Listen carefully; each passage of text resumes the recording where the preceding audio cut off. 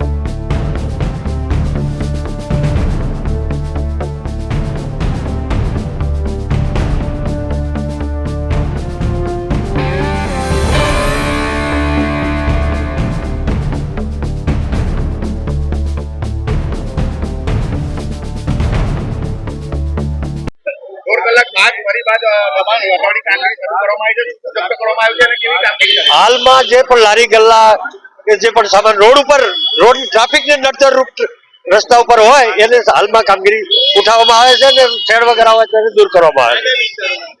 મદન જાપાથી રે સંગમ 4 રસ્તા સુધી કામગીરી હાલમાં ચાલુ છે। ટીમો 2 ટીમો છે, દબાણની બંને ટીમો છે, કામગીરી ચાલુ।